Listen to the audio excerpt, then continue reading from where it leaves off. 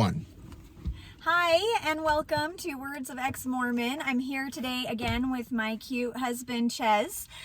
Today we are going to talk about Christmas for the obvious reason that it is the Christmas season, but also this is our first Christmas not being Mormon. So we have a lot of things to talk about. We kind of have a few topics to kind of go through, and we'll just get started right away. Our first kind of topic is just like what Christmas has always been like in the past. For me, I have always loved Christmas.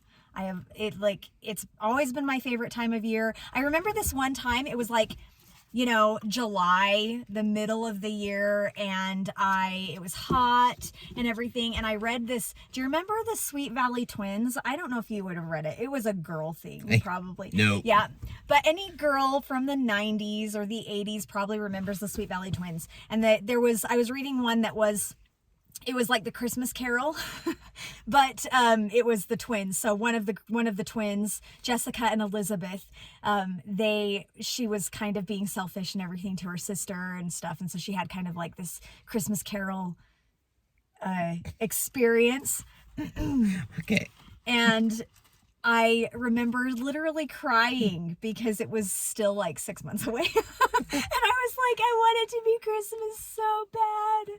Oh my gosh, it's so dumb. But I loved Christmas. My family, my parents made Christmas amazing, and it was always so fun, and I always looked forward to it. So I loved Christmas too. I remember staying up late with my brothers because we did the whole sleep in the same room thing, and we'd swear we heard jingle bells and saw lights in the sky.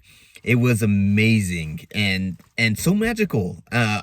Christmas to me has always been huge as well. Like, it's been big, and I'm so excited for this season. It's my first season since letting go of some beliefs that I have, and I'm still discovering what it all means to me, but I still love Christmas. I still love the magic of it. And I was spoiled as a kid. I got so many presents. Like, Christmas was big. It was big, and that made it so magical. So, and I have this other funny story. So, I don't know if I know you have, but I don't know if our watchers here, listeners, they have ever heard of the Kneeling Santa. The Kneeling Santa has always been my favorite Christmas decoration. Now, the story is, I'm like a little in this weird sunlight thing. It's okay. No. Oh, okay. Like, it's okay. The sun will move. A few minutes, it'll be fine. But I always loved the Kneeling Santa, and the story is that, there's a whole book that comes with it about how, the list of the good things that people do, because Santa has his list, checks it twice, is his gift to the Christ child. And so he would go, and like, somebody saw him sitting in a church on Christmas Eve, and then he leaves the list of the good children at Jesus's feet in a nativity. Now, as a child, I didn't know that story. My parents had a kneeling Santa, and I loved it because I thought it meant that Santa was Mormon. I did, because you know what? Like, I don't think I realized that Christian and Mormon were separate things until, like, I don't know, junior high at some point. I thought that anybody who believed in Jesus was Mormon. And so I thought that he was, and I totally believed in Santa Claus, and I thought that it meant that Santa was there when Jesus was born. So I thought he was one of the wise men. So that's a weird little thought process. You want to know what I thought who he could have been? He could have been Cain. Cain? Trying to atone for what he did. Oh, that's interesting. That's not something I've ever heard before. I considered it. I thought about it a few times. I'm like, dude, he did something and he's cursed, Maybe he's just taking that time to do what he can. Anyway. Maybe. I have also heard of people who kind of used Samuel the Lamanite to explain, or even John the Beloved. because they're people who are supposed to live forever and kind of use them. Whoa, all right. Whoa, we got a little excited. Your coffee. Oh, yeah. Woo! So those are some interesting things that I've heard of before. But I've never heard the Cain theory. I don't know why I never shared that. Most Mormons think that Cain is Bigfoot. So, or Yeti or something. I don't know. But, you think he's a fae, so that's good. I do. He's a fairy. He is. But you think he's a wizard? No, not since I've come to understand fairy lore, as you have mentioned it. He's bigger around Christmas time, Yeah. Well, Yule is coming up, so we'll talk about that later. Yes, we do. Yes, we love Yule.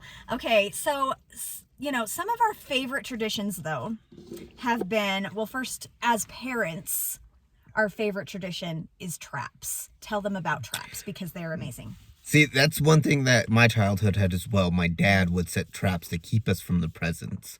We'll have to post, it'll be a while, because we don't have our kids this year. We'll have to post the video next time, because it's awesome. Yeah, well, I have videos. I'll have to post it still. You still have them? Well, of course they're on my Facebook. Stay tuned. Stay tuned for more.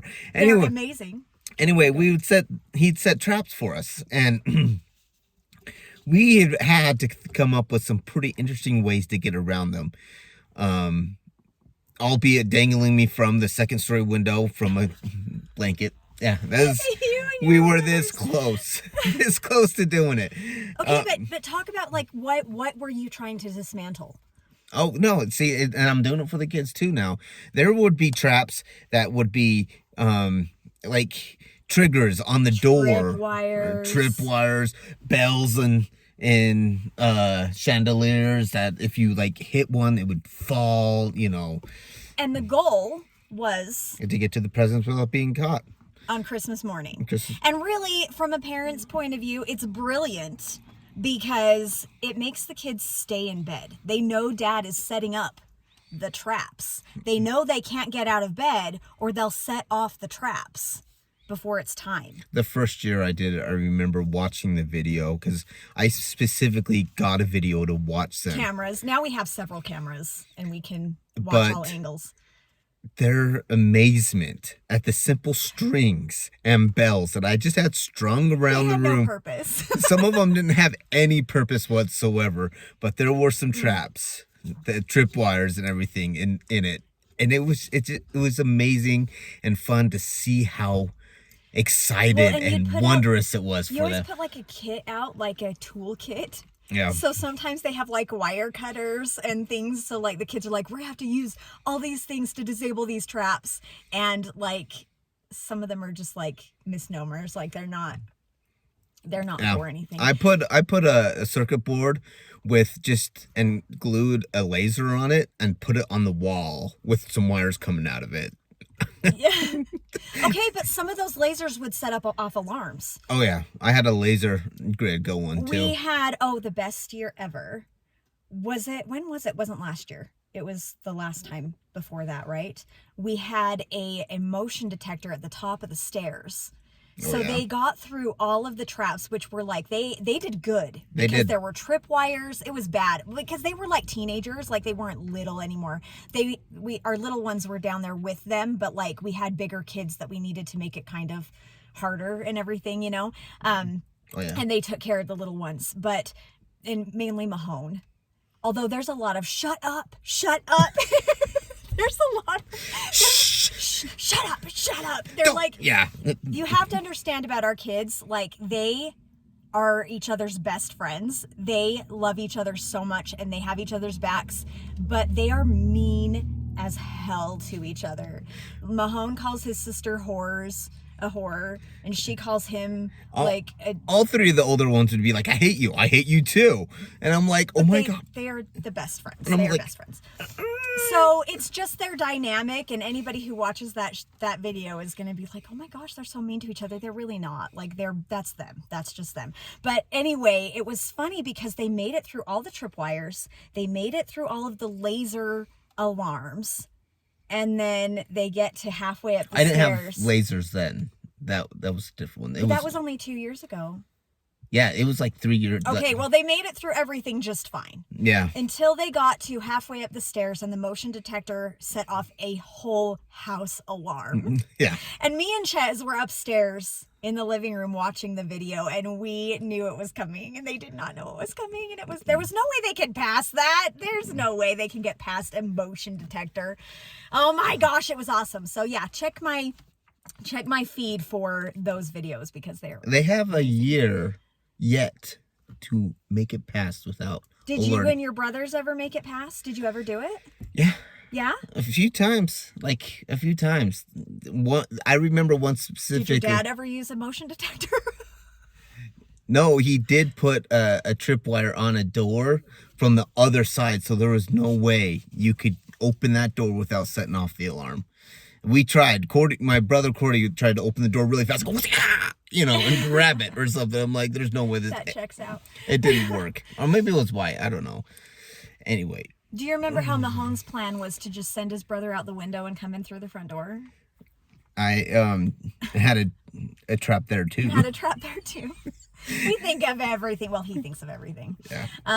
I don't do it, but it's very fun. Anyway, so that's one of our most favorite traditions of all time, and our kids too. Our kids love the traps. If you ask them what their favorite tradition is, they will tell you the traps. Mm-hmm. In fact, we don't have our kids this year. We have Clementine. She's ours together, but our older kids are going to be with their dad Christmas morning, and we won't be setting traps this year. And they're like, please set traps for when we get home. And it's just not realistic. Yeah. It's not. But I have a whole year to prepare. Yes. It'll be good next year. We'll have Mahon probably still wants to do the traps. He probably doesn't want to help set up he's going to be 19. I'm not going to disclose what I'm going to do, but it's going to be great. I kind of know a little bit, and it'll be pretty awesome. I've always loved the Dickens Festival. We have gone to the Dickens Festival since I was little, when I was a kid, and we recently haven't gone the last couple of years. Father Christmas was the same guy, and I always swore he was the real Santa. He had reindeer too. They always had reindeer. Yeah. At the Dickens Festival, and we would go there and get our pictures. My mom has years and years and years and years and years of pictures of with us, the same guy, with the same Santa Claus, same Father Christmas, and we can just watch ourselves grow up when she puts those on her wall every Christmas.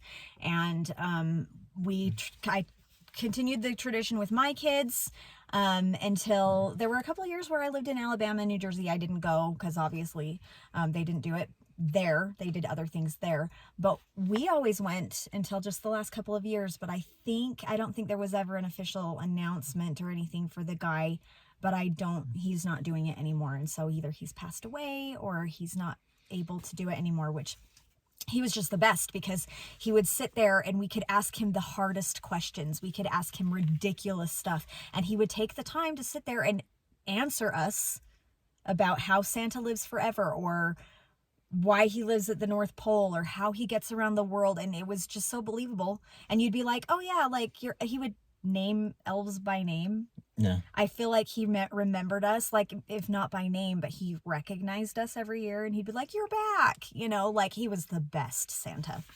So I was always like, he's the real one. He's the real Santa. Well, look at this. See, I got some gray coming in.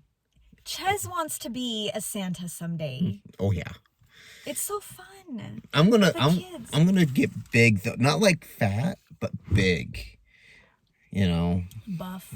Yeah, because I feel like Santa has to be buff to do the things he does. Well, Coca-Cola is the one who made him fat, really. And gave him red. Yeah. I mean, there is the poem, The Night Before Christmas, which talks about the bowl full of jelly belly thing. But really, he's the One book. Father Christmas. That's what Santa Claus is saying. Well, don't even get me started on Donder and Blitzen, okay? Donner? No. Donder. It's Donder. It means thunder and lightning. Thunder, Donder, Blitzen, lightning. And the reindeer are all girls. Because it's Norwegian. Yeah. And my great-grandpa, he was Norwegian. Big, strong, tall guy. So I think, Santa Claus really should be a big... like in The Rise of the Guardians. The tall thing, though. No. It's okay. What I'm saying is that he's not like traditionally, if you go back to the roots of Santa Claus, again, Yule is coming up. We'll talk about that a little bit more. But He's not like fat. Like he's. I don't think I'll be sitting in a chair either. I'm gonna like be active with them. You know, we'll do pictures in different ways. Too. You'll be a fun Santa. You're cute with our kids, so it'll be fun. But yeah, so, and Santa Claus, of course, obviously is a big part of my parents went to great lengths to make sure that we were able to continue believing in Santa. Oh, so we have gone to great lengths. In fact, we only have one that still believes. It's Clementine. She's 7. My 14-year-old son just this year, a couple of months ago, found out about Santa Claus, and it was because I was like, I can't buy that for you. We had to tell them. We had to. My 11-year-old, he was asking a lot of questions in front of Clementine that are kind of indicating that he's kind of catching on, and I had to talk to him about it just so that he didn't ruin things. And then Teague, he's going to be 14 in January, so he's not quite 14 yet, but I was like, the things you guys want and that you're asking for, it's just not realistic, because they're like, Santa will bring us whatever we want. And I'm like, not really. So we've always been pretty good about getting them what they want and everything. And they're only allowed to ask for one thing. I gotta say though, I still believe in Santa. Just because I can't see him, who's to say that he's not out there somewhere? Well, he's more of a spirit than like a spirit of Christmas. You can think that, but I think there might be something. Okay. I think there are lots of things that we can't explain, so sure. Yeah, exactly. That's one of the questions I'll ask when I find out what's next in this world. And Miss Clementine, I want her to be able, she is very susceptible. Yeah. Lily, my oldest, Lily, by the time she was 3, you had to be so careful, because she observed everything and she would pick up on things. Clementine is just, she is just one little ray of sunshine, and she is just very She's not a ray of sunshine. She's a blast of energy right in your face. She's like an aggressive sunshine. Is what she is. You gotta wear sunglasses. But what I'm saying is that she's just very willing to just latch on and just believe those things and just really like. I feel like it's easier now that most of the kids know now. Well, and they're so cute because they like to be part of keeping it, you know, the SOS secret of Santa. Yeah, we've always made it really special. Like, you get to be a part of this now. This is important for you to, you know, it's never been traumatizing to any of my kids, except maybe Scarlett a little bit. But all of them have been like excited to be a part of it. So we'll continue. Like, we love Santa. I think it's just such a fun, magical thing that doesn't last very long in the grand scheme of things for kids. Gingerbread houses with your family. Oh yeah, those are really fun and exciting. We're doing it tonight, actually. Yeah, tonight. Tonight's the night. I have a little apprehension because, you know, I told my parents that we left the church, and it's been kind of awkward. It's been awkward. Weird. You know, like my dad, we don't have to go into this, but my dad, last time before I told him that I was leaving the church, he told me that he was so proud that I was a strong priesthood leader, okay? And keeping my family in the church. And we were already out. And we just hadn't told him yet. I'm like, Dad, I'm just doing my best to raise, like, this is what I thought. And I was just like, yeah. And because I haven't told anyone that I had got myself out.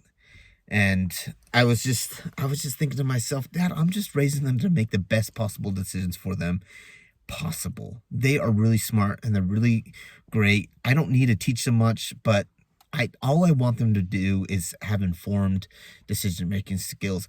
But since I left the church, I don't think my dad has, or it's just, never mind. I can't go into it. I love my dad. Let's just say that. It's just hard. We've really only had one get together with them since we've left the church. And last time they just seemed really like. It was hard. Yeah.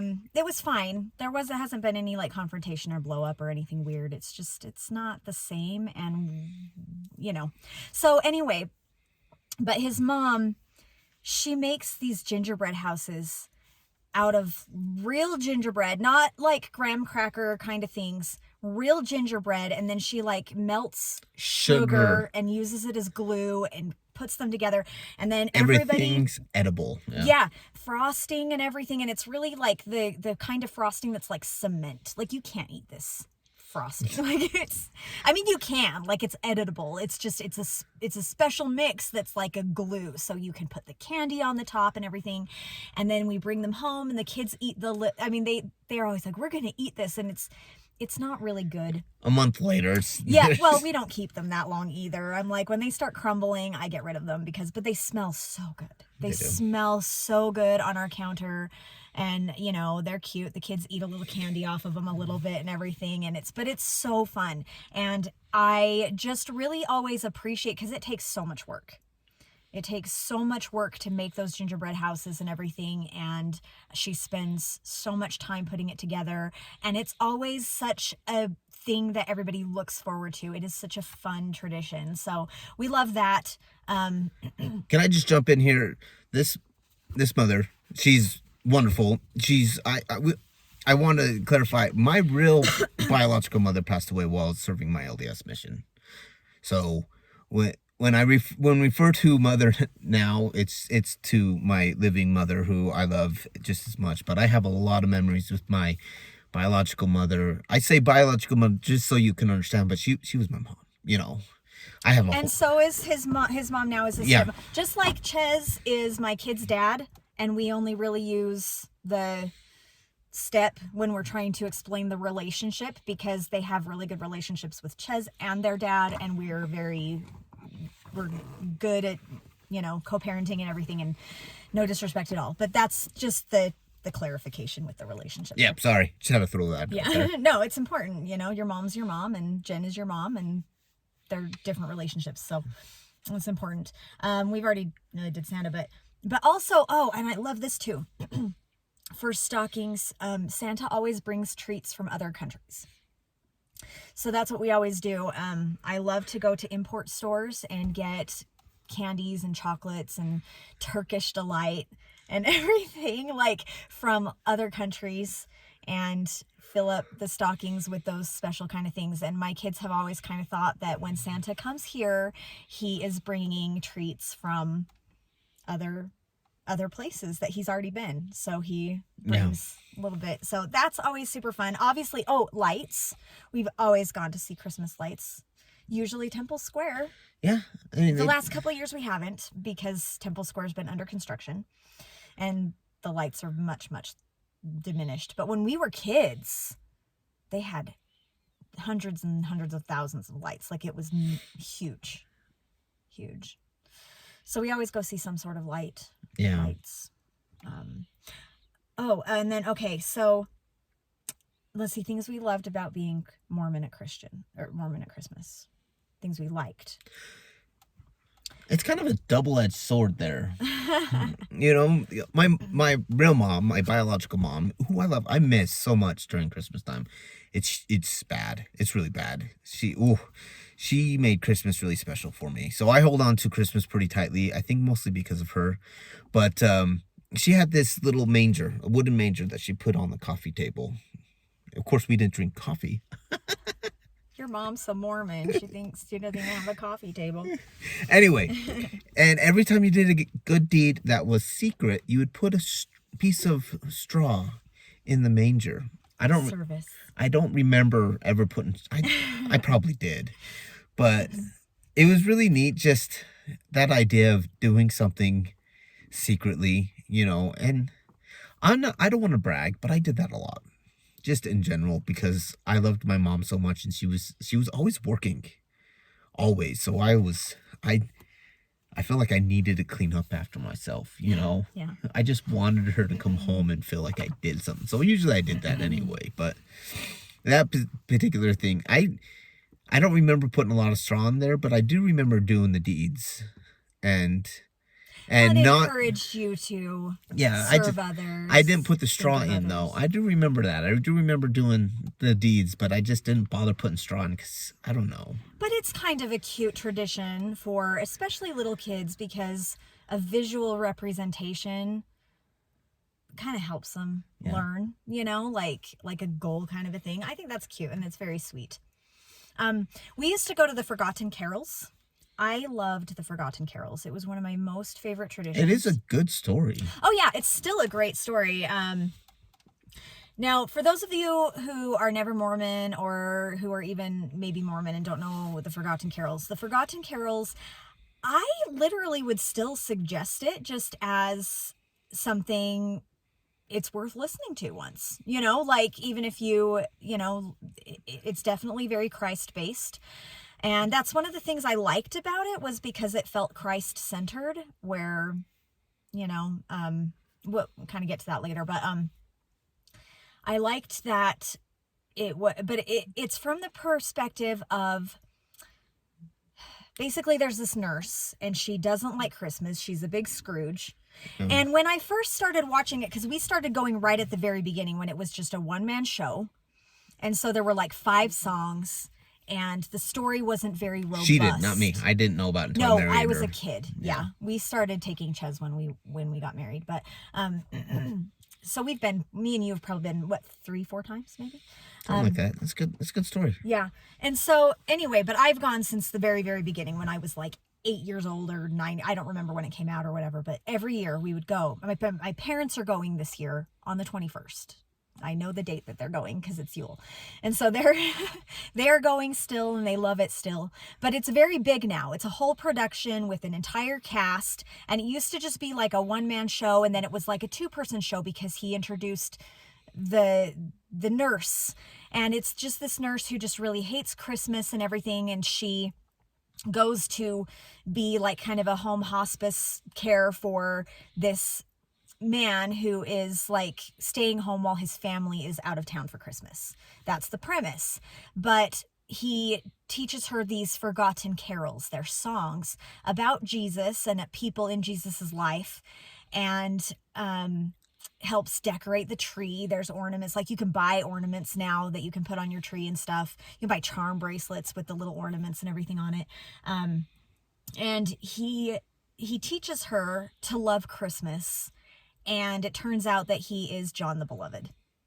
And so he's lived forever. If you're a Mormon, well, I think a lot of Christians, like that's a biblical thing, like John the Beloved. Yeah, it doesn't have too much Mormon undertone in that play. It's extremely inaccurate, even for Mormons. Like, it does not really follow an accurate, like, life timeline kind of thing for, like, it. But it's a fun story. Yeah, like, if you're gonna dissect it and be like, well, this isn't true, this is inaccurate, like, it's just a play, and it does have a very beautiful loving each other and celebrating the time. It has that kind of Christmas carol kind of. Yeah, and the guy that wrote it, what's his name? John McClane.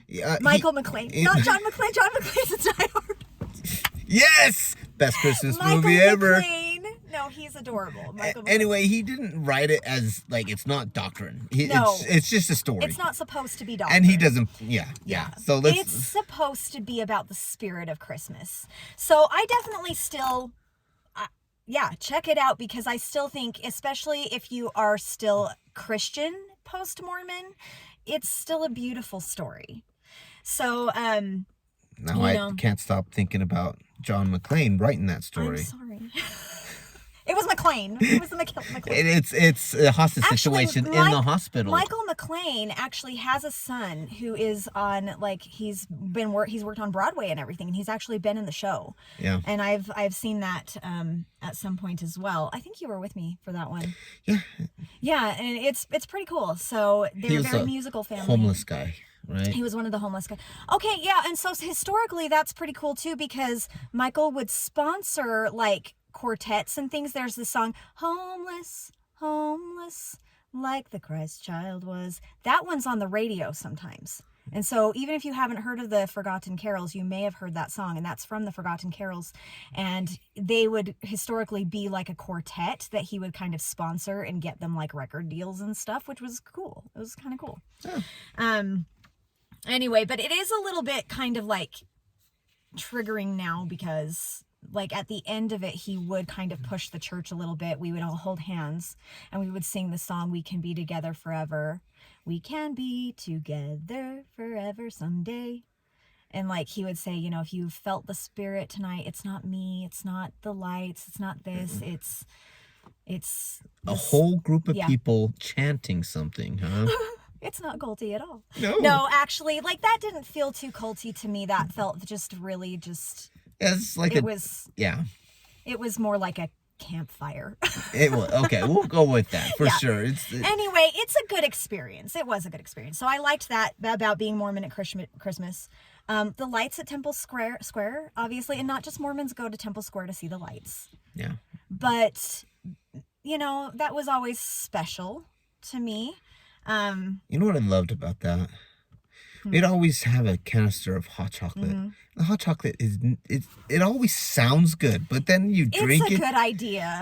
And you're just like, I'm thirsty now. I know, it's not really ever very good. And they only use those Swiss Miss packets, and it sometimes you swear it's been in the car for like 6 years before, and it has that little stale taste to it.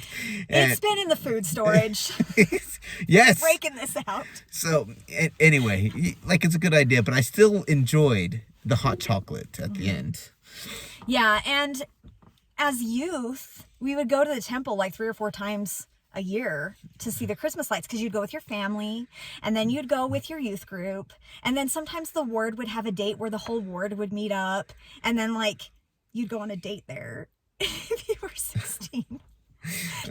The premier Mormon teenage date scene is going to see lights at Temple Square. So, you'd go there a lot. Like, that was a big deal. Let's see. Oh, Christmas on Sunday. I know you said you hate Christmas on Sunday. We'll get there. But I liked Christmas on Sunday. I liked it mainly because it was just sacrament meetings. So we wouldn't have any of our other meetings. And we would go, and there weren't any talks or anything. It was just music. We would just sing hymns, and the choir would sing stuff. I would usually sing. I'm a big singer. So I think last year, I didn't sing at Christmas. I sang at Thanksgiving. It was me and Scarlett, and we did that version of If You Could Hike a Kolob. Oh, yeah. And you brought the spirit. No, it was well done. Like, of course you're going to have chills. What was the other song? It was, what was the song? I don't know. I didn't sing it. It was a mix, a mashup of Come Thou Fount of Every Blessing, and You Could Hike a Kolob, and me and Scarlett, we sang it. Oh yeah, the medley. A medley or whatever. I like that song too. Like, it's a good song. It was a good song, but there's also like because Come Thou Fount, like, even not being Christian or more, it's still a beautiful song. Yeah. But If You Could Hike a Kolob is weird. If we think about that, that is a weird culty thing. Yeah, we don't need to go into that, but yes. Yeah, we don't need to talk about it. It's not the topic today, but it is a weird thing, weird song, weird belief. So yeah, like, I liked to have Christmas on Christmas Day. It did mean delaying opening presents, but I liked the music, and it kind of like, and Mormons, like, they say Catholics, other Christians, like, the 2 main days they go to church are Easter and Christmas. Mormons skip Christmas, or skip church on Christmas and Easter. Those are the days they don't go to church, but otherwise we go there every day. So, like, it usually was like a smaller, I feel like it was a smaller congregation, and it just seemed cozy to me. A lot of music, a lot of singing, a lot of choir stuff, and then we'd go home and open presents, and it was just a short church day, and it was, and kind of made me feel like. Can I jump in real fast? Of course. Let me go back a little bit. I also forgot to mention, like, I like temple squares, but as a parent, we would go to the temple square, and our kids, they get jacked up. Okay, I think we're gonna get to that though. Like, we have a whole conversation. Do about we? That. Do we? Things we didn't like about. Oh, I put it right there. Okay, but. Okay, we'll talk. Oh, okay, yeah, then go ahead. I'm sorry, I just wanted to stay on topic, but yeah. I wrote that in there. I'm sorry. As a dad, okay, this is one thing I regret, because my kids, they got jacked up when they went to Temple Square. They were like excited. Our kids, yeah. They're good. They're good kids. Oh, they're great kids. They're really good. Respectful. I really hated the fact that I was like, guys, be respectful. Like, I looking back on it, I'm like, oh my gosh, they were just being kids, and that's the whole, like, reverence thing that they hammer into you all the time. And then I was just repeating the rhetoric, and I just feel bad for ever telling my kids to not the be. last time that we went there, I feel bad. I feel so bad about this because like it's seriously one of my big regrets like in life is the last time that we went there to see the lights. Yeah. I don't know. Were we there? It wasn't the lights. There weren't the lights. It was the nativities, and it was 2021. We were still wearing masks, and they had like different nativities set up all over the temple square area, and so we were there looking around. But like Mahone and like everybody was just like rowdy, rambunctious, and everything. And I was over here trying to be the good Mormon mom. And telling them, you have to be calm, you have to calm down, you have to be quiet, like this is the temple grounds, be respectful, blah, blah, blah. And it just got like overwhelming to me or whatever. And I was mad because they weren't behaving, they weren't listening. They weren't behaving in the way that... They were not being bad. They were not damaging things. They were not climbing on things. They were just rowdy. And I don't know, it's the rhetoric of the church that you were like, you were just repeating what you felt like needed to be repeated. You shouldn't feel guilty about that. I do though, because I should have recognized that the reason my kids were acting that way was because they were comfortable and they were happy and they felt good. And not because they were being naughty, but because they were in good moods and they were interacting with each other, you know? And I got mad and we left, you know? We left and we went home and I cried and acted all very holier than thou. And it was stupid. It was really stupid and I hate it. I hate that memory. And I'm really embarrassed by it. You did apologize about it though. I did. You did. I'm pretty good at apologizing when I screw up. If I have a redeeming quality, that's what it is. I'm pretty good about apologizing to my kids. But yeah, so I'm with you. Like, I wish we hadn't enforced the behave yourself to the degree that we did. If they were being bad, if they were ruining things, if they were touching things they weren't supposed to, or climbing on things, then that would be a different thing. But they weren't. Yeah, just moving forward, I feel like we're going to have a better way. Like, I feel like parenting is going to be so much more healthier. Well, it's been better since then, too, because I recognized that we haven't had that kind of an incident since, like, even before we left the church. Well, it's because we don't have to enforce those... what's the word? Arbitrary rules that the kids acting that way is totally healthy and natural. So they're kids. Let's encourage they're it. Children. Yes, naughty kids are not bad kids. They are just kids. Just saying. And I will say this too: 2021 was a big double down stage for me. Yeah. I didn't think I'd lost my testimony. I was in the process of having lost my testimony. I didn't believe it, but I was trying to hang on to it. And so I doubled down in a lot of ways. That year, I got pictures of Christ for my kids for Christmas. Some of them still have it, but... Some of them still do. Double down. But it was a double down stage where I filled my house with pictures of temple and it was things that I was doing everything I could to like be perfect because I was trying to hang on to the last shreds of before I completely just started falling apart.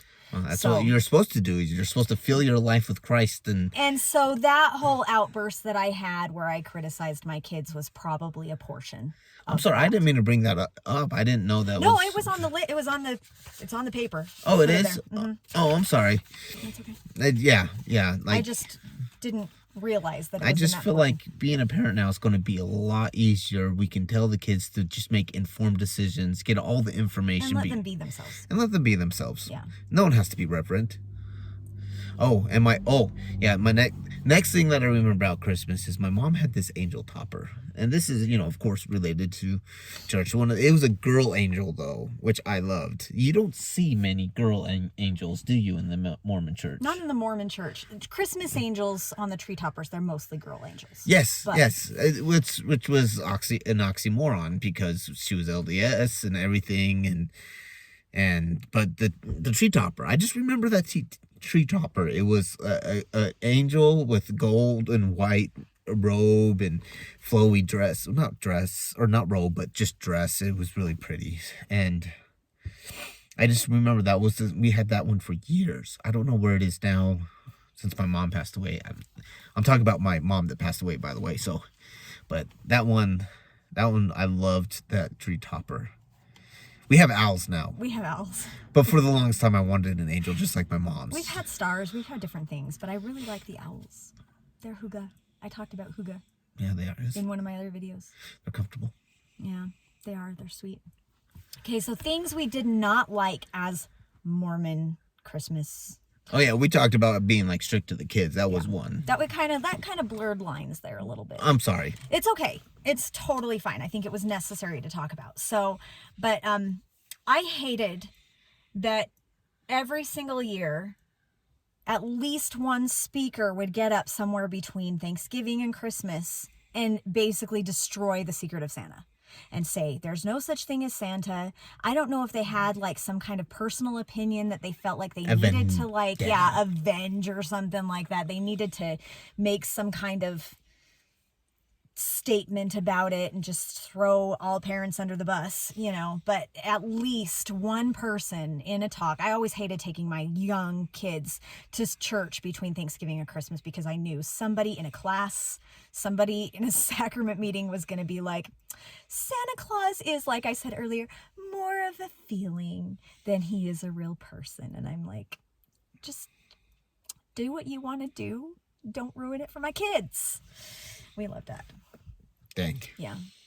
Do you have any? I have a lot here. Do you want to? Oh. Yeah. What? Okay, hang on. There was some. Oh, the long prayers. Oh my goodness, they get worse around Christmas time. Like, I don't know what it is, and then they give a talk in their prayer. I have no patience for people who give advice or talks, like extend the length of sacrament meeting. And it's not even just sacrament meeting. I have personal experiences. We don't need to go into it. But oh my goodness. When you're a kid and you have to say a prayer before you open presents. We never did that. No. What the hell? Let's just get to the presents. Or eat, and your parents have been making you wait all day because it's a big dinner, and then somebody's like thankful for literally everything speck of everything. Oh my goodness. Yes. And then the talks inside the prayers. We didn't even pray at Thanksgiving. I was very impressed. At Thanksgiving? Well, that was your parents' house. I know, because my parents are like... If we went to my parents... All of my siblings and I have all come out of the church, and we've all told my parents, and my parents are surprisingly supportive. They're still, like, in, though. Yeah. Like, they're not even, like, I don't even know that they're active. They're just in still. They wear garments and everything, too. But they've been, like... super supportive, and Thanksgiving we just dug in. That was super nice. That was. To not have, yeah. And we didn't have to go around the table say what we're thankful for. We didn't. I'm not opposed to saying what we're thankful for necessarily, but... giving thanks isn't just about like a religious undertone. It's also recognizing what you do have, and that's good. Yeah, it's good to be grateful. But, you were talking about the prayers. Did you have more to say about the long prayers? No. I'm sorry, I talk a lot. No, I don't think so. I'll do another one because... Yeah. Because I have... Oh, yeah, I got one too. It's really good. Yeah, I'm excited. Is it in relation to something I'm going to say? Because don't forget it. Don't forget. Maybe. You just go. Okay. You go through. Go ahead. I always hated using Santa Claus as a guilt trip to make kids behave. And I've probably thrown around a couple of times where my kids were being naughty or something, and I'm like, I wouldn't be behaving that way this time of year or something like that. But I never really used, oh, you have to be good. I hated that. I never have used that overall as like a major theme at Christmas time. Santa to me has always been like a spirit of giving and a spirit of generosity. And, it just enforces like the idea that if you aren't, like the whole Mormon thing, that if you're good, you get blessings, and if you're not good, then you don't get blessings, and if you're not getting the blessings, you need to like reassess what you're doing. There's a whole controversy with kids. We'll get to that too. A whole controversy with kids that, are from poorer families who don't get as much as Christmas and stuff like that. But that's not what I'm talking about here. Like, my kids aren't good all the time. I'm not good all the time.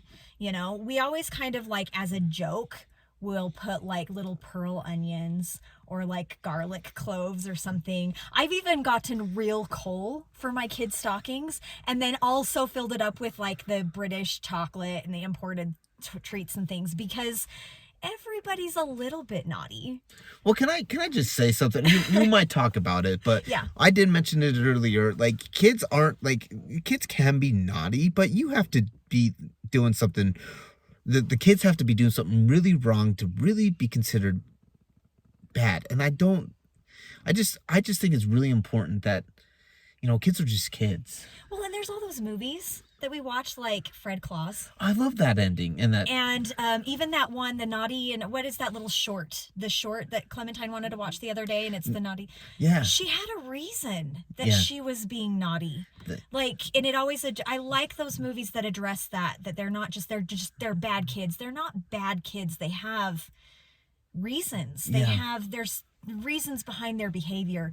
And, those where Santa still, he gives them, the kid in the Fred Claus, he gets a puppy.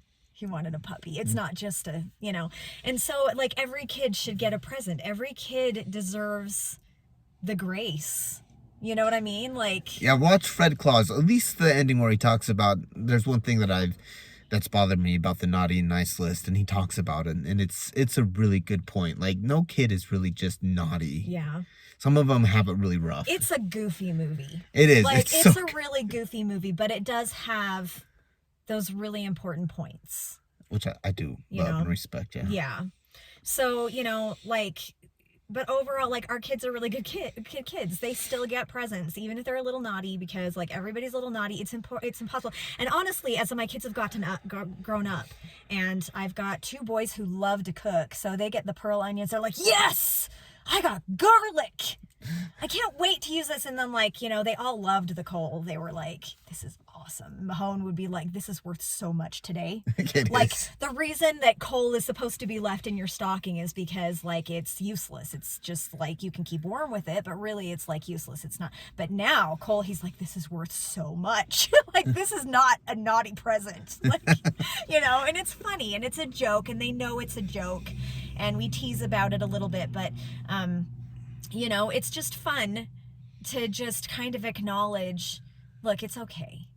We make mistakes. It's fine. And I don't necessarily think that's like a Mormon thing specifically. It's definitely prevalent in the Mormon church that you have to, the whole concept, and it's Santa instead of God, but it's the same kind of a thing. It's a reinforcement of, do these good things that we tell you to do and you'll get blessings. Don't do them and you won't get blessings, and I don't like that. I never have liked that. The guilt I hated about being Mormon, the guilt about enjoying any part of the season without applying some sort of Christ lesson to it. Do you know what I mean? Sorry, I was just checking. Boys texted me. Oh, are they okay? I just want to know if they could play Xbox. Oh, later. The Xbox, so important. But yeah, the guilt about not enjoying the Christmas season without applying Christ to it, and you have that there, like, that you wanted constantly to put Jesus. Oh yeah, Jesus Christ in the middle of everything. Mm-hmm. Like, there has to be a symbol or a lesson of some sort. Always, and at the time, I just took it as part of the course as being a member of the LDS church. It was normal to us. It was normal to us, but looking back, like, constantly just making everything about him. I have a birthday, and maybe I want a little dinner. Or it's okay. The sun's gonna move. It's fine. Yeah. No, you're angelic. Okay. I'm exalted. Anyway, like, my birthday, maybe I want a little birthday party, one day type of thing. And I'm pretty sure if JC's really, he's like, oh my gosh, don't make such a big deal about it. Calm down. But no, it's just like, now I'm still discovering what Christmas means to me. Now it's just Yule. I don't know. I still say Christmas. I'm really still. Well, Yule and Christmas are different things, and we celebrate both. So. Yeah. I want to focus on the commercial aspect of Christmas now. Yeah. And that brings me to the next thing that I have is major guilt about giving my kids too much at Christmas. Oh, yeah. Going overboard. And I talked about this a little bit earlier. Like, our kids are really, they're only allowed to ask for one thing. You know, for when we go see Santa Claus or we write our letters, they're only allowed to ask for one thing. Sometimes they can give a list of things and say, these are things I like. Pick one of those to bring me. We try really hard we don't want it to become like a selfish fest of give me everything. Although my kids have stretched it a little bit when Teague and Heath band together and they're like, we collectively want a full gaming system. And it's like computer and everything that's thousands of dollars. And we're like, no. Like, we've gotten gaming systems before. It was funny, actually, in 2021, we actually didn't have a lot of money because COVID screwed us over so bad. Gosh. He was an electrician at the time and everything shut down. So basically he was out of a job and... I could have worked, but I had to work out of town, like, for... It was very complicated. Anyway, we don't need to go into that, but we didn't have a lot of money. So what we did was we got each kid one big thing instead of getting them a lot of things. And we did get the boys Nintendo Switches, which has been amazing. Like, that's a gift that keeps on giving. 3 years later, they're still playing it. Like, no, really, like, they love it. And even Clementine has one now. She got one last Christmas, but, you know, it was a big deal. It was a big price item. But, you know, so we've done that before, but we are still not going to get a full gaming computer setup that costs thousands of dollars, you know? And so, like, they will kind of do that kind of thing where they band together and they're like, if we both ask for this one thing, like, maybe that'll be, and it's just still not, even if we could just afford that, like, it's not really something we want. I got a gaming computer a while ago, You're an adult. Yeah, I'm an adult, but I still had to pay for like 6 months just to pay, you know. Yeah. Well, and you're also a tech guy now, and so a lot of that technology is used for your job anyway. Yeah. So it also has a purpose beyond just being a gaming system. You know, but this is the thing, okay? No, just the idea has always been that you can ask for whatever you want, but you also have to be okay. If you don't get that thing, you still need to be grateful and you need to enjoy the things that Santa does bring you. You know, and it's okay to have, like they said, that list of things that you'd like, and then Santa can bring one thing or whatever. The idea is to be grateful, and our kids are legit very grateful kids. Oh, yeah. Like, I really truly feel that even though they may express some disappointment, and we've never, like, I would not fault them for expressing disappointment, but you've seen those videos, like, where people give their kids, like, an avocado, and they're like, oh, an avocado. This is, like, I legit feel that our kids, if they woke up on Christmas morning and they had an orange under the tree, they would be like, it's my favorite. I'm going to have this for breakfast. They may be like, I could see them saying, I'm disappointed. You know, typically we get more. I would be, you know, and I wouldn't fault them for that because that is disappointing, you know, but I do think that they would also not be angry, spoiled, selfish kids about it. Do you know what I mean? Yeah. Like I think that maybe Clementine.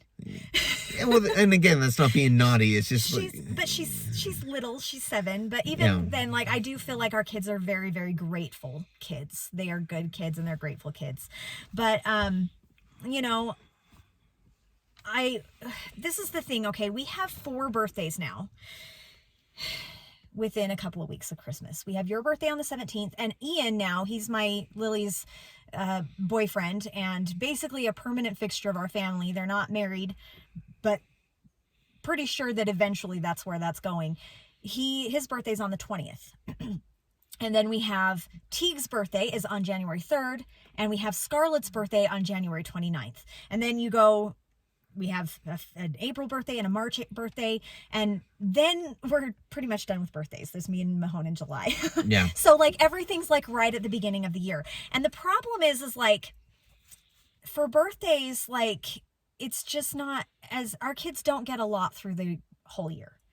They just don't get a lot of, you know, a lot of extra things. They always have what they need. We always get them what they need, but there's so many things throughout the year that we have to focus on.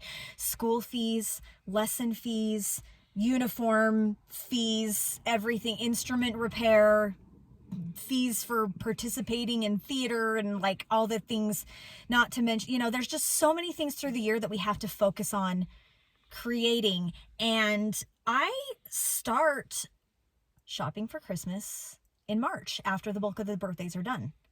So I start then, and yes, a lot of our kids have ADHD and autism, and so they have hyperfocuses. I understand that some people, kids change their minds, they won't be interested in the same thing several months later. But my kids, I have kids who have hyper-focused on the same thing their whole lives, and they will always like those things.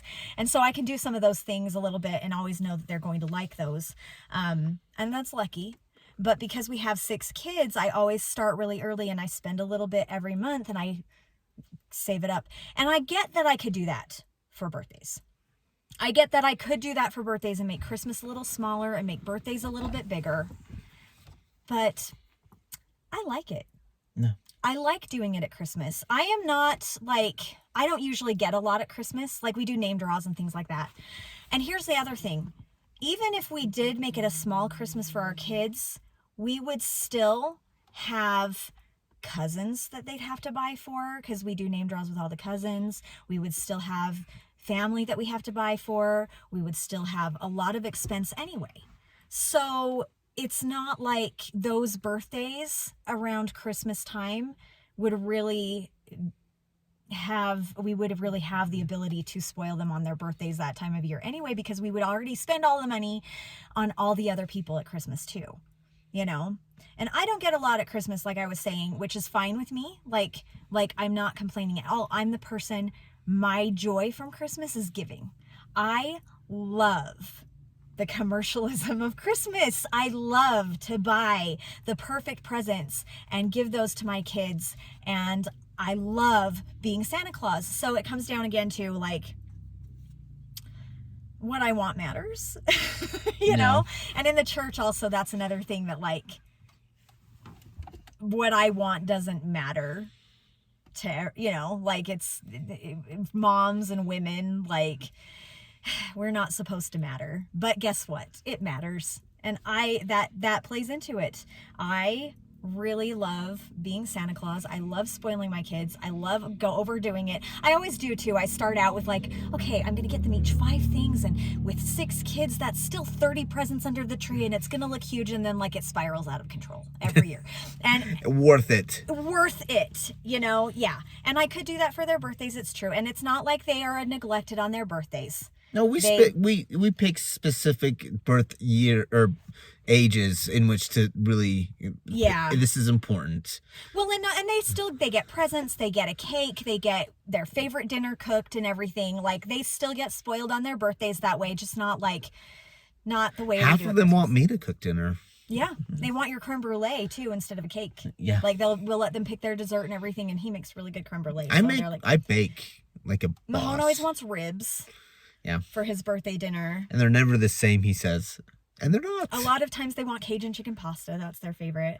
But, yeah. So, yeah, like, I already talked about that I shop all... See, I'm very wordy. Nah, not at all. I talk a lot. Yeah, so, but yeah, and then, did you want to talk about the virtues? Yeah. You do your... Yeah, virtue signaling.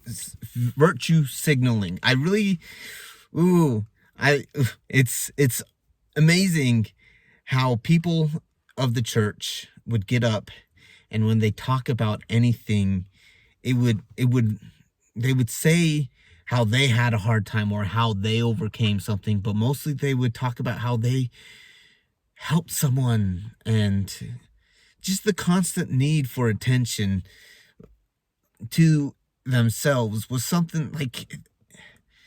Well, it is interesting because, like, the scriptures say, like, you should do those things in private. You should do those things secretly, and you should... But they don't. Yeah, but there is, like, this feigned humility about it that was, like, it broke my heart that people... And I get it, like, I do, because, like, I'm the same way. Like I see things where you know, I send you things all the time. You know that video about the little boy who's like really hungry and he opens up his lunchbox and there's nothing in his lunchbox. So he goes to get a drink and then he comes back and his lunchbox is full and his class has put stuff in there.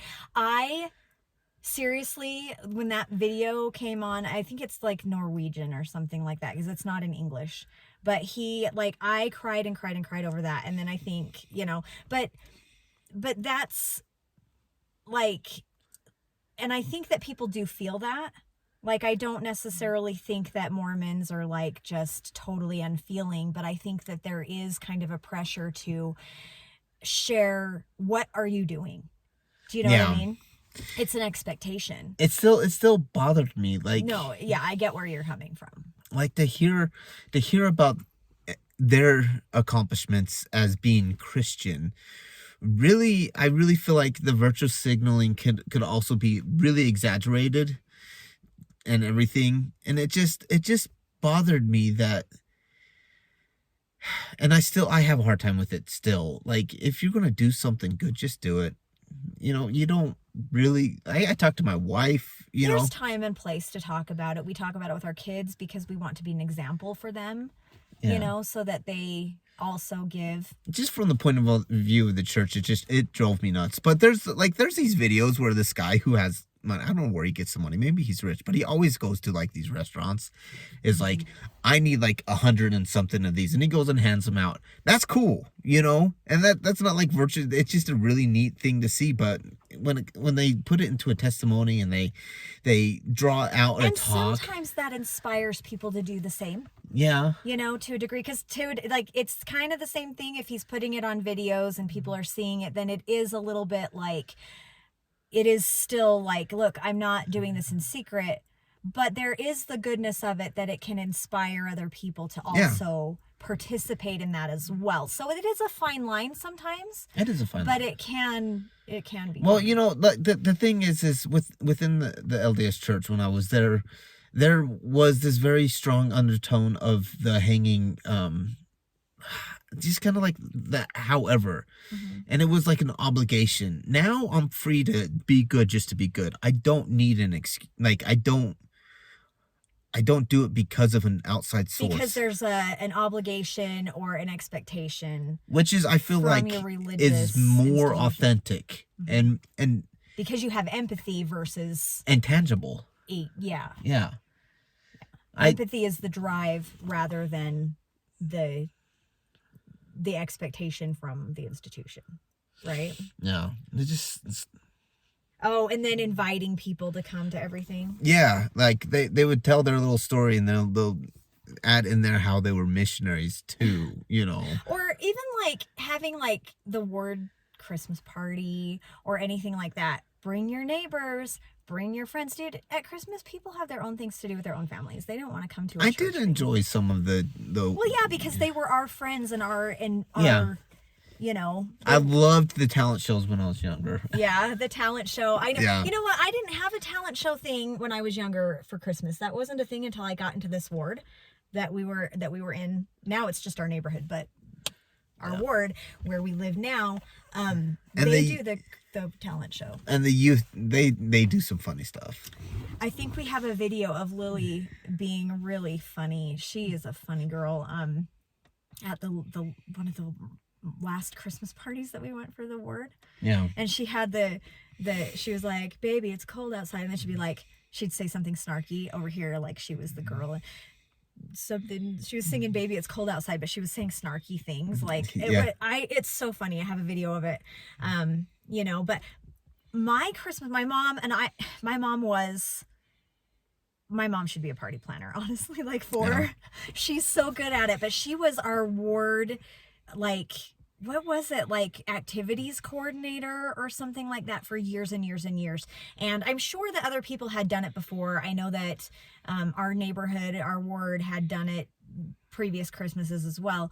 But when I was a kid, she dressed all of the bishopric up as like Roman soldiers, and she squished all of us in, like, everybody's dressed in sheets and stuff, into like, she had all the auxiliaries were set up with different marketplaces, so every family got money when they came into the Christmas. They could buy green olives and goat cheese and like different things, like, you know, For authentic food. Yeah. And she squished the whole ward into like a half a gym because it was crowded in Bethlehem, you know? Yeah.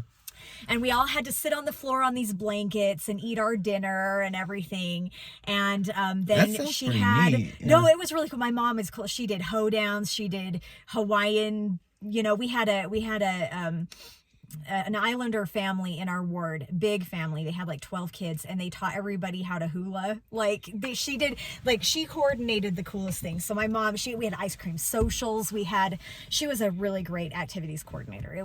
She really should like plan parties for a living. She's awesome. But then they had like Mary and Joseph kind of made their way through and like got up. Like, it was a cool Christmas party. I remember that. And as her kid, I still had no idea what was even happening. I was just like, put on this sheet. Okay, I'm wearing a sheet, whatever, you know, like, it was interesting, but I remember that very well. And so, we did those kinds of things. But now, and I don't remember when I was a kid being asked to like bring everybody to church, but now it's like, we're having a community party, and it's not even like, they don't indicate that it's the church, except that it's at the church. And so they're like, community party, hand out these flyers and bring your neighbors and bring your friends, and like, you know. And then I love how the church itself would be like, and don't teach a lesson, or like with the youth was one of them, but they told the bishopric and everyone not to make lessons out of it. It's just to bring people together, but there was always a lesson. There was always a lesson. I mean, a spiritual lesson. A thought. Yeah. Or whatever. And then, of course, there's always the guilt about being selfish about things that you want or need. Like, you know, that always comes with in the church. You're not supposed to want anything. You're not supposed to need anything. You're supposed to just It's perfectly live on sunshine and you know, happiness. That drives me nuts, because you're allowed to have those feelings, you know, and you're allowed to want things. Mm-hmm. Yeah, and that's something too, just having been out of the church. I'm like, you know what? I like it. I want it. And I don't feel like I'm super worldly. I'm not. I live within my means. I am very careful. I don't get in, you know, but like, if I want to, you know, I don't know. I don't have an example, and that's off topic anyway, but you know, like, the selfish thing is a thing. I need to do an actual video about it because it's a big thing to me. But yeah. There's a lot to unpack. There's a lot. Yeah. There's a lot to unpack there, but things we're going to keep doing. Traps, for sure. Oh yeah, traps. We will be great. We'll be grandparents. Like, this is seriously a dream I have. Being grandparents and having all of the grandkids like in the basement, sleeping in the same room, because that's always super fun at Christmas, and having all of our sons and sons-in-laws, and I guess like, it's not like a gender role or anything. Like, anybody who wants to help can help set up the traps, but typically it's dad sets up the traps and mom puts out presents and fills the stockings. I'm gonna have to step up my game. These kids get smarter and smarter every It's year. okay. You'll have Mahone and Teague and Heath and everything, and they will be there, and they'll have their new technology and their new ideas and their new things. And Well, it is gonna be awesome, but I also know that, you know, there's a certain level of what is never mind. No. Okay. What's with the spatial awareness smarts? That's what I Mm-hmm. got, and a lot of kids don't have that. They'll learn it though over time. It'll be fun though, and I think that'll be super fun. I hope that we get to have a Christmas like that someday. Music. I love Christmas music so much. Oh, what about that shoes one? No, I hate this. No, Christmas I've never liked the shoes. That's virtue stupid signaling. Song. Yes. No, it's also emotional masturbation. Oh yeah. The Christmas shoes. Everybody knows this song. Everybody I know hates this song. It's, look, honey, if I were sick in the hospital and I was dying, if you let my kids run around being dirty in a stereotype, I would be like, dude, fucking go take care of my kids. Like, I would be so mad at you. You know, you never have to say that. I know I don't. But then, like, this guy that's behind him in line who pays for the shoes for him, and he's like, I know God sent that little boy to tell me what Christmas is all about. And I'm like, what God sent that child for is so that you can go and spend that money you spend on the shoes, maybe buying him some dinner. Whatever. The dad's outside going like, yes, now we have the No, receipt. he's not. And now we can get some cash. No. No, that's like I feel like if that's true, like I don't think that God sends that, like I don't think that's a thing. But even if he did, this guy missed the point. This guy missed the point. That family needs more help than you buying this kid a pair of shoes for his mom who's gonna die. Anyway, sorry. I hate that song. I hate it. Oh, and that one they always play at Christmas, that's the Please Don't Let Them Hurt your children, and it's about child abuse, which is absolutely horrifying. But it's a problem all year. I don't think they should play the song all year because it's a horrible song. It's not a song like child abuse should be something that people are aware of all the time. Definitely. Anyway, but I do love music. I wondered kind of going into this season if I would be like, I don't want to say triggered, but icked kind of by the Christian type songs. And I'm not, actually. They don't bother me. I've been listening to Christmas music. I have started a non-Christian Christmas song thread on my Spotify. You know what interests me here? Like, you can enjoy the music and still just really enjoy it. Like, we're talking about like the Christmas carols and everything. Yeah. What's the play you go see with your family? What is it?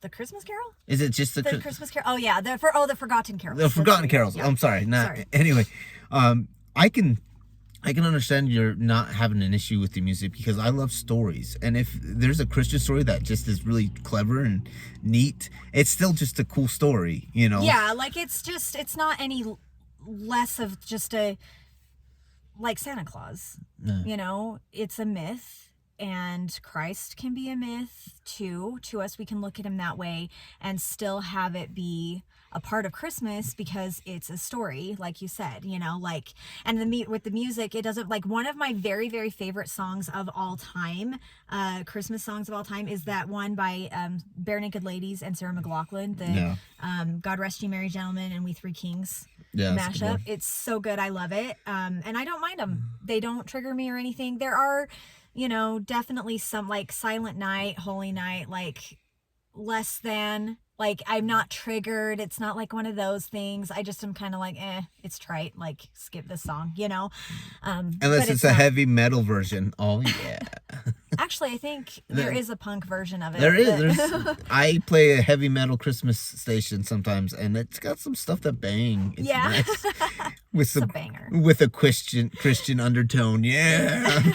You know, JC's just rocking out. That's awesome. Yeah. No, that's cool. So yeah, like definitely music. Yeah. Keep music. And then movies. I love movies. We're a big movie family. What are some of our favorite Muppets Christmas Carol is my favorite version of the Christmas Carol, but we love the Christmas Carol. Yeah. And we'll get to that too. We'll talk about Christmas Carol. I love Christmas Carol. It's my favorite. But I love Christmas Kiss and Die Hard. And Die Hard 2. Fat Man, Violent Night. Oh. I mean, like, yeah, they're on the rotation. Charlie Brown's Christmas. White Christmas. White Christmas is one of the few Mahone will watch with us, so that one's super important. He does not like Christmas. And Die Hard, he'll watch Die Hard, of course. Yeah, he will, but he won't. He doesn't. He's like one and done. Like, he won't watch them over and over again, and he won't watch other Christmas movies with us. But yeah, like White Christmas is super. Christmas Story. Yes. Mixed Nuts is one of my favorite movies of all time. Like, it's a Christmas movie, but it's so funny, and I watch it all year. Yeah, she does. I watch it whenever. I can attest to to that. Yeah. It's at Christmas time, and it's definitely involved. You know, like some movies are just Christmas movies because they happen at Christmas time, but this one, it involves Christmas. So it's not just a Christmas movie because it happens at Christmas time. It's not one of those, but it's like, it's so good. And well, I like Fred Claus.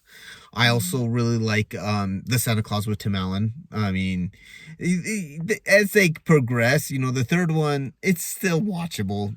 I watch it. I think the second one is the cutest, and I love the elves, the portrayal of the elves in that one. Well, they're just youthful. It's pretty cool. They're children in there, and they have these sparkles. I think that's such a cute, fun, magical way to portray the elves.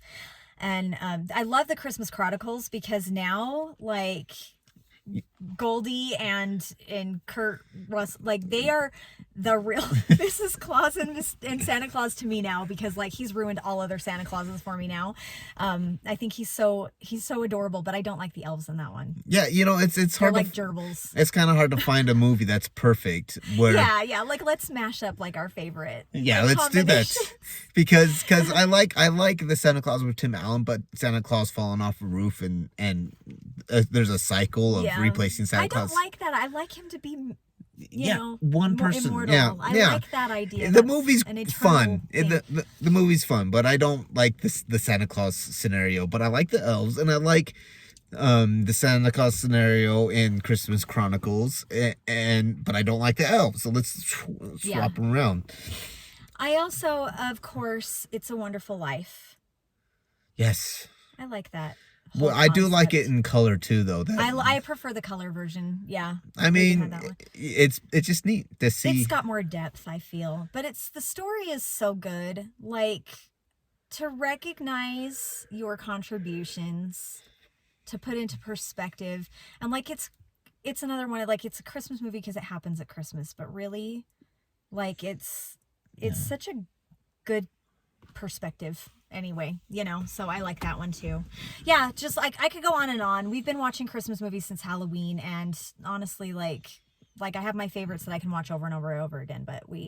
And Spirited, by the way, I love Spirited. We'll get there. We're going to talk about the Christmas Carol anyway. Yeah. Giving. I love giving. Yeah. Presents and giving and stuff like that is one of my love languages, the way I show love in a lot of ways. And so it's a big, super deal to me. I love that. So presents in general, but also just giving to people, and trying to, we're not going to do the giving machines this year.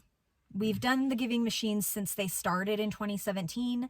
I do think that it was a good experience, especially for our kids, how we talked about how, kids kind of need a visual, like with your mom and her nativity with the straw.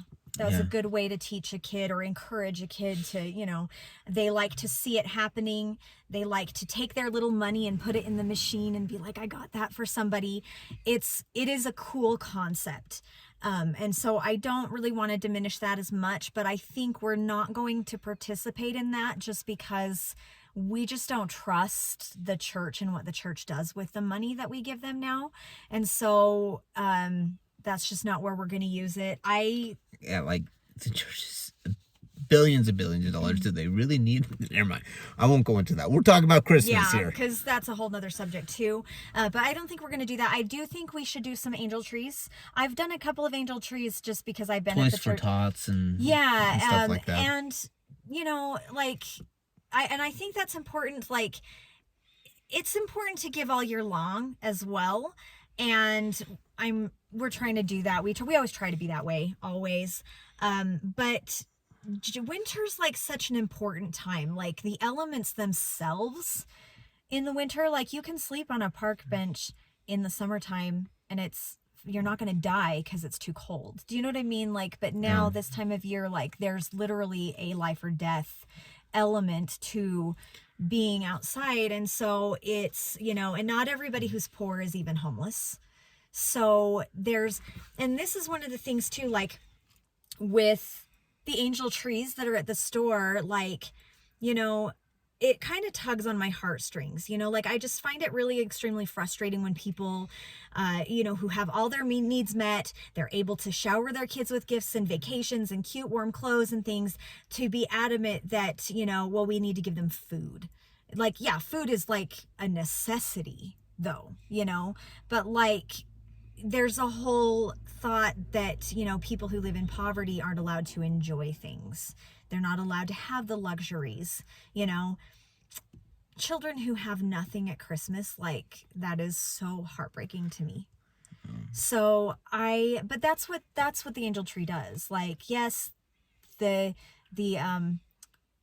giving machines, it's cool because they do provide a lot of necessities, but the angel trees, they're literally presents for kids. Yeah. And I love that too. Guys, also socks. Socks are at the beginning of this year, in January, I was in the Relief Society and we were organizing I was second counselor in Relief Society, so it was my job to do the activities and the service and things, and we were collecting socks for the homeless shelters. If you want to do a good deed, get some thermal socks and donate them to they're one of the most needed things. And underwear too is one of the least donated things and one of the most needed things by homeless people. So that's something that if you're looking for something that can make a big difference, those are things that make a big difference. And socks are expensive. They are. I'm not gonna lie, that's one of the reasons they are the least donated things. I hoard socks. I got socks from 20 years ago, I swear.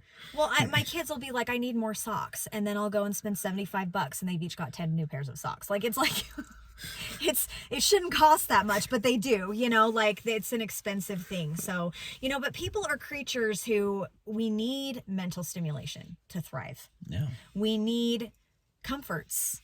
We need to have deliciousness and things that are stimulating toys for our kids and colors and noise and things. Like, kids need those things, and living and having the necessities isn't the only surviving, like it's surviving, it's not living.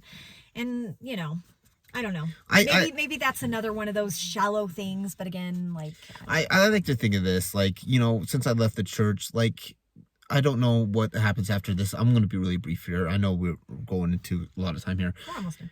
But it's really like if there's nothing after this, we want to live as comfortably and joyfully as we can. But if there's I want to make that possible for other people as well. That's one of the major. If this is their only chance and their only life they're going to have, and there's nothing after this. No. And that's what their life is, to consistently struggle and be hungry. But also, if there is a Christ and there is a religion, and you need, you're building up your rewards in heaven, you still have to do these things, people. I'm just saying, on the flip side. That would, it's one of those things either way, right? Yeah. Like, the philosophers are like, well, it's always good to believe in God just in case. Yeah. Philosophy will say that, like, your chances are like either there's a God or there's not a God. So if there is a God and you believe in him, then, you're on the safe side of things, just so that you've got, your ducks in a row. Well, the same thing kind of goes in this scenario here. Like, if there's not a God, then everybody's chance here is their only chance. So let's do what we can to make things good and feel good and happy and wonderful for everybody here. And if there is a God, then great, you're doing service, so you're working your way into the kingdom of heaven. If you're not, you're doing it wrong. I swear, Christians do it wrong all the time. They don't listen to JC. Anyway, Jesus would be on, he'd agree. I don't know what I believe there. I'm just saying that. But, from what I know from Jesus Christ, he's, he teaches good things. Yeah. Sorry. No, I agree. We're going to go see lights. Although the kids have said they want to go back to Temple Square. We haven't been there for a few years just because the temple's been under construction, which means less lights. It's not as big or impressive or anything. I don't know, like, if when the temple construction is done and they put more lights up and whatever, like, we'll still go there. That's cool. It's not like a thing I have against it. It's just that it hasn't been as impressive. But we do like to go to the Draper Tree of Light. Oh yeah, that's cool. It's fun. There's sledding there when there's snow. I really want to go to that synagogue, the Catholic one in Salt Lake. Oh, okay. We do a lot of the drive-throughs too, because there's like neighborhoods that do like the whole neighborhood do the lights. So we drive through the neighborhoods and see the lights. That's super fun. Yeah, you know, look them up online. yeah. And the kids always like to take the lightsabers to the Tree of Light too, though, because The kids.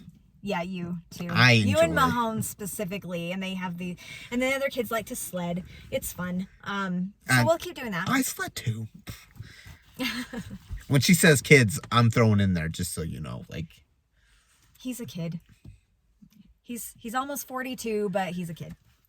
And things we're not going to do anymore are nativities. I never liked them. I have one nativity, and I did put it up this year because my kids were like, that's our childhood, that's nostalgic, and it's the little people one. And I might put it away because literally nobody has touched it since we put it out. Not even Clementine, who used to play with it, like, you know. Constantly. Yeah, but it's just a mess on the floor all the time because my cats knock it over and stuff like that because it's right under our Christmas tree. And it's just like, I don't want them out. I've never really loved them. I did kind of go through in my doubling down stage. I kind of went through this phase where I was like, when I don't have to worry about kids breaking things, I'm going to start collecting them, and I'm going to have one from every country, and it's going to be so diverse. There's the nuance and working its way in there, you know. And then all the grandkids are going to love to come to my house, and they're going to love to, you know, eventually when I have lots of these and get one every year or something like that, they're going to love to see all of grandma's nativities. And yeah, no, I don't want to do that anymore. You know, but you know, I don't want to do any nativities anymore, including reading the Christmas story or acting out the nativity scene. I don't want to do that. When you say Christmas story, you talk about the Yeah, nativity story? Yes, Yeah. the one in the Bible, even the one in the Book of Mormon, you know. I did used to really like that song, said Samuel, within 5 years the night will be as day, which is a Christmas song. No. And baby Jesus will be born. I hate Mary. Did you know Mary, song? did you know? Well, yeah, of course she knew. Yes. She knew better than all of the men, okay? All of the men. And on top of that, I won't go in there either because, like, let's just say Joseph Smith, who told all of the women that the angel with the flaming sword came and said they would destroy him. Guess what? The angel came to Mary first. If that were true, all of the women would have been visited by that angel, not Joseph. Rant over. Okay. It makes me so mad. Okay. Anyway, yeah, no more nativity stuff. No more acting it out. No more reading the Christmas story. I didn't put out my kneeling Santa this year. Remember, I talked about my kneeling Santa. I love that one. I didn't get rid of it. My sister, we had Thanksgiving at my sister's house, and she had her kneeling Santa up, and she had a nativity and everything, and it was out, and it was beautiful. Both of them were beautiful. Like, I don't know, maybe next year I'll feel like having that out. It was...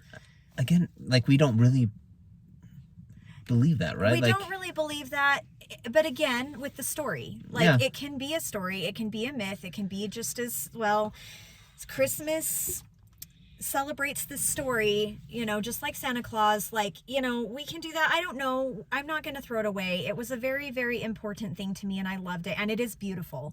It is a really pretty, beautiful decoration. So, you know, I don't know what I'll do with it. We'll see where I'm at next year, maybe, you know.